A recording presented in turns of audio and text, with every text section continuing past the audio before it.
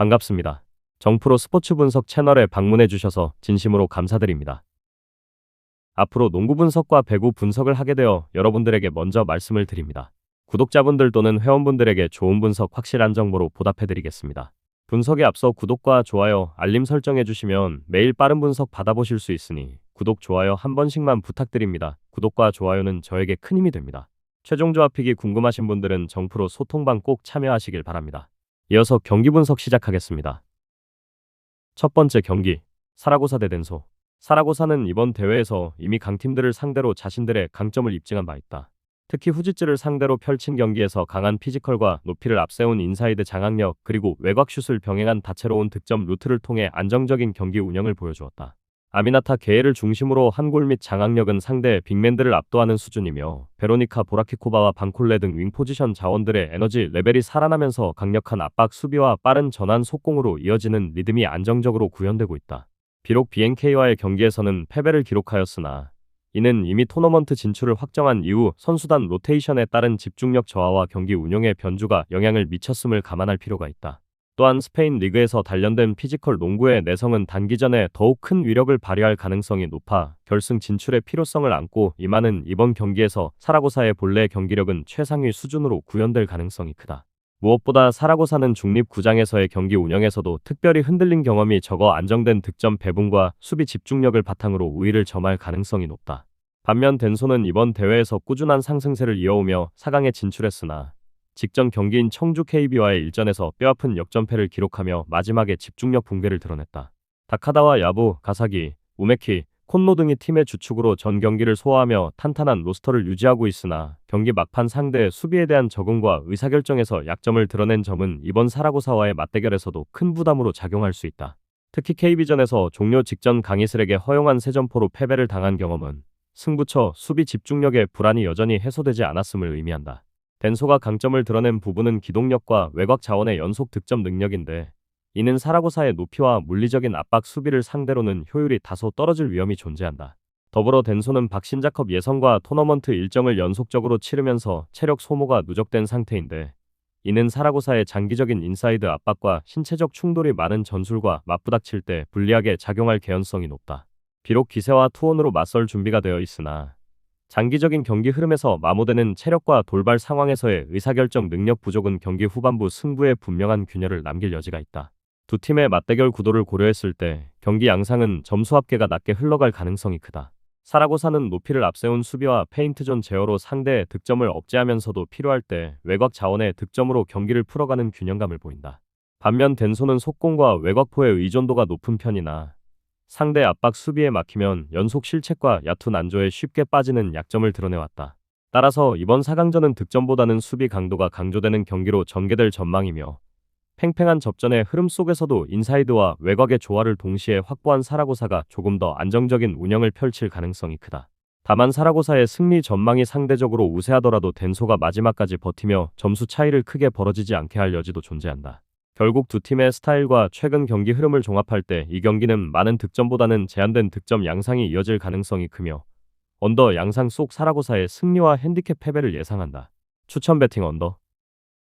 두 번째 경기, KB스타즈 대 후지츠. KB스타즈는 이번 박신자컵 4강 무대에 오르기까지 난관을 뚫고 올라온 팀이다. 박지수, 김민정, 여뮤나, 김은선 등 핵심 베테랑 자원이 모두 빠져있는 상황에서도 팀은 흔들리지 않고 중심을 잡아냈다. 박지수는 리그에서 평균 19득점과 10리바운드를 책임지고, 김민정은 11득점과 5리바운드, 여뮤나는 6득점과 4어시스트를 기록하던 주전급 전력으로 KB 농구의 뼈대를 이룬 선수들이다. 이들의 부재는 높이와 안정적인 수비에서 분명한 공백으로 다가올 수밖에 없었다. 그러나 강희슬의 복귀가 이 팀에 큰 힘을 불어넣었다. 강희슬은 덴소와의 경기에서 무려 38점을 올리며 3점슛 7개와 함께 전천후 활약을 펼치며 아직도 팀의 득점 에이스로서 건재함을 증명했다. 허예은 또한 경기 전체를 조율하는 역할을 맡아 8어시스트를 기록하며 특유의 전개 능력을 보여주었다. 이처럼 베테랑 자원들의 결장은 뼈아프지만 젊은 선수들과 일부 복귀 자원들을 중심으로 만들어낸 공격 전술은 무게감을 잃지 않았다. 특히 부산 사직실내체육관이라는 환경 속에서 사실상 홈팀과 같은 기세를 얻을 수 있다는 점 역시 팀 사기에 유리하게 작용할 가능성이 크다. 후지츠 레드웨이브 역시 박신자컵에서 보여준 경기력은 매서웠다. 후지모토 아키를 중심으로 한 빠른 트랜지션 공세, 외곽 공격 그리고 수비에서의 끈기가 팀 색깔을 나타냈다. 지난 우리은행과의 경기에서 64대 63으로 끝까지 버티며 승리를 챙긴 점만 봐도 이들의 경기력은 한국 팀들을 상대로도 결코 밀리지 않음을 입증한다. 특히 3명이 두 자릿수 득점을 기록하는 등 고른 득점 배분을 통해 한두 명의 선수에게 과도하게 의존하지 않는 팀 균형감이 무기다. 다만 후지츠는 이번 4강 경기에서 백투백이라는 악조건을 안고 나선다. 전날의 경기 여파가 남은 상태에서 KB와 마주한다는 점은 4쿼터 내내 일정한 압박을 버티기에는 체력적으로 한계가 따를 수밖에 없는 상황이다. 물론 일본 리그에서 다져진 피지컬과 스피드는 후반전에도 여전히 위협적이지만 짧은 회복 시간은 단기 토너먼트 성격의 대회에서 심리적, 체력적 부담으로 이어질 소지가 다분하다. 국가대표급 핵심들이 로스터에 포함되지 않은 점 역시 팀 색깔을 완전히 살리기 어려운 요인이지만 그렇다고 하더라도 주축 전력은 사실상 1군에 해당하는 구성이라 만만치 않은 상대가 될 것이다. 이번 경기의 흐름은 결국 득점 양상에서 승부가 갈릴 전망이다. KB는 강희슬에 대한 득점 의존도가 크지만 그녀의 화력이 경기 내내 유지된다면 충분히 높은 득점으로 이어질 수 있다. 허예은이 공격 흐름을 원활히 풀어주고 3가드 시스템이 빠른 공수 전환을 만들어낸다면 득점 합계는 자연스레 올라갈 것이다. 반대로 후지츠는 백투백 일정의 체력 부담에도 불구하고 스피드 농구와 외곽슛이라는 특유의 공격 패턴을 유지하면서 득점을 주고받는 경기를 이어갈 가능성이 높다. 따라서 경기는 수비 중심의 로스코어보다는 양팀이 속공과 외곽에서 치열하게 맞부딪히는 득점전으로 이어질 확률이 크다. 결국 KB가 결장 전력의 공백에도 불구하고 홈과도 같은 경기 환경, 강희슬의 에이스 기질, 그리고 허예은을 필두로 한가드 라인의 활약을 무기로 경기 막판 뒷심을 발휘할 수 있을 것으로 전망된다. 체력 부담이 큰 후지츠가 후반부 집중력에서 흔들릴 경우 KB의 연속 득점이 터질 가능성이 있으며 이는 결승 진출의 원동력이 되어줄 것이다. 종합적으로 판단할 때 오버 양상 속 KB스타즈의 승리를 예상한다. 추천 배팅 오버. 다음 경기 분석에 앞서 여러분들에게 조금이나마 도움이 되고 빠르게 정보를 받아보실 수 있는 곳을 마련해 두었습니다. 저의 영상의 하단 댓글을 확인해 보시면 카카오톡 링크가 있습니다. 클릭 후 손쉽게 입장이 가능합니다. 누구나 참여 가능하고 100% 무료로 운영하고 있습니다. 돈을 주고 유료 정보를 이용하시는 것보다 저희 멤버방에서 유료 정보와 똑같은 분석 정보를 받아보실 수 있습니다. 저희 멤버방에서 제공되는 정보들과 스포츠를 좋아하고 즐길 수 있는 멤버방으로 참여하시길 바랍니다. 함께 떠들고 즐겁게 배팅 라이프를 즐기셨으면 좋겠습니다. 무조건 당첨은 장담해드릴 수 없지만 당첨될 확률을 극대화하실 수 있습니다. 세 번째 경기, 튀르키예 대 스웨덴.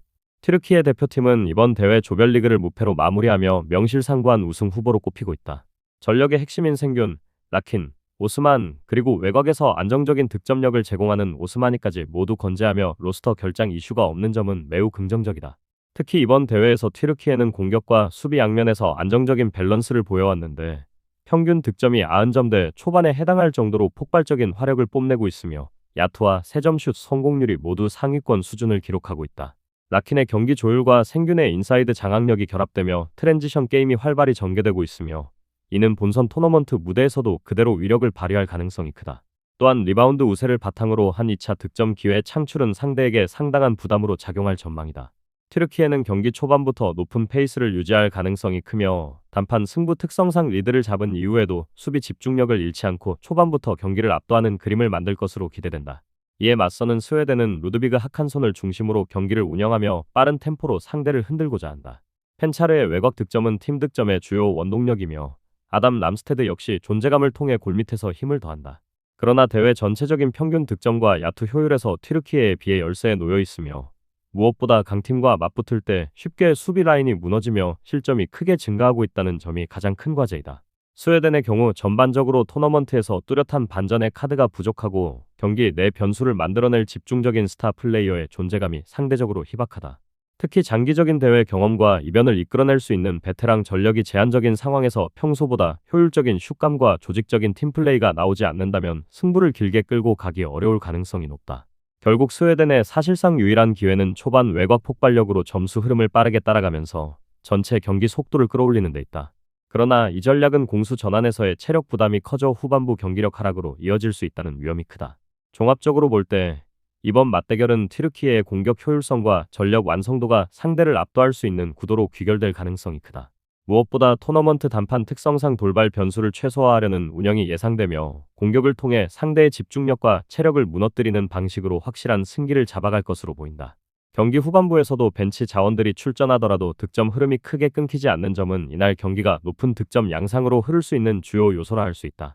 스웨덴의 빠른 템포로 맞불을 놓는 전략 역시 경기 속도를 높이며 총득점 흐름을 끌어올릴 가능성이 있으나 공수 양면의 불균형이 결과적으로 실점 확대를 막기 어렵게 만들 것이다. 따라서 본 경기는 공격력과 효율에서 앞서는 튀르키예가 주도할 것으로 예상되며 오버 양상 속 튀르키예의 핸디캡 승리를 예상한다. 추천 배팅 홈팀 핸디캡 승리. 네 번째 경기. 독일 대 포르투갈. 독일 대표팀은 이번 대회 조별리그를 완벽하게 마무리하며 가장 강력한 우승 후보 중 하나로 평가받고 있다.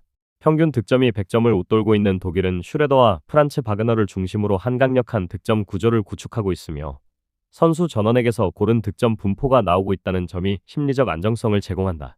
특히 2점 슛과 3점 슛 모두 높은 성공률을 기록하며 효율적인 공격 농구를 펼치고 있는데 이는 팀 전체 플레이의 유기성을 보여주는 대표적인 지표라 할 수 있다. 또한 리바운드와 어시스트에서도 수준 높은 수치가 확인되어 공격 노트가 단순히 특정 선수에게 의존하는 것이 아니라 다양한 방식으로 점수를 창출할 수 있음을 의미한다.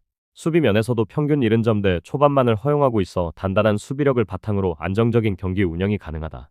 핵심 선수 이탈이나 결장이 전혀 없는 것도 매우 큰 이점으로 작용하며 최상의 컨디션을 유지한 채 본선 무대에 올랐다는 점은 독일에게 유리하게 작용할 수밖에 없다. 반면 포르투갈은 이번 대회 목표를 어느 정도 달성했다고 볼 수 있다. 사상 첫 16강 진출에 성공하며 역사적인 발자취를 남겼으나 전력 면에서 독일과의 격차는 현격하다. 네미아스 케타를 중심으로 리바운드를 확보하는 능력은 장점이 될 수 있지만 실질적인 득점력과 경기 효율성이 턱없이 부족하다. 특히 야투율과 3점 슛 성공률에서 대회 내하위권을 기록하고 있어 강팀을 상대로 전개되는 경기를 풀어나가기가 매우 어렵다. 케타의 인사이드 존재감에도 불구하고 외곽 포지션에서의 결정력이 부족하며 공격 전환 단계에서 턴오버가 잦아 득실 마진이 좋지 않다는 점은 독일 같은 강팀을 상대할 때 치명적인 약점이 된다. 그럼에도 불구하고 포르투갈은 역사적 무대에서의 동기부여와 선수들의 헌신적인 모습을 통해 쉽게 무너지는 그림을 피하고자 할 것이며 이를 통해 득점차가 다소 줄어드는 양상으로 이어질 가능성도 배제하기 어렵다. 결국 이들의 현실적인 길은 수비 밀도를 높이고 경기 템포를 늦추어 실점을 최소화하며 최대한 긴 시간 동안 집중력을 유지하는 데 있다. 전반적인 흐름을 종합하면 독일은 확실히 우세한 전력을 바탕으로 경기를 장악할 전망이다.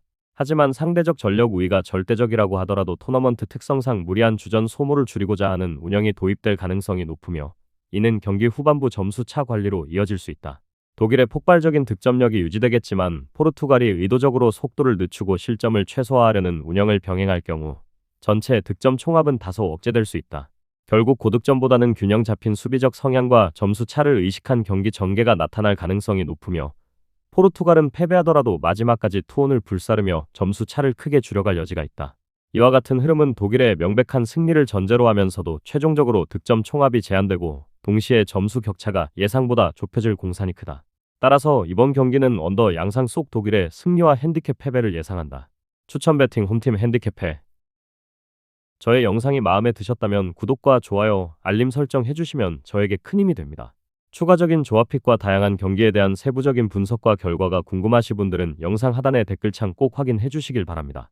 스포츠 토토가 처음이신 분들 혹은 적중률이 낮으신 분들께서는 멤버방 적극적으로 추천드리고 멤버방 입장하시면 분석 비교부터 해보시길 바랍니다.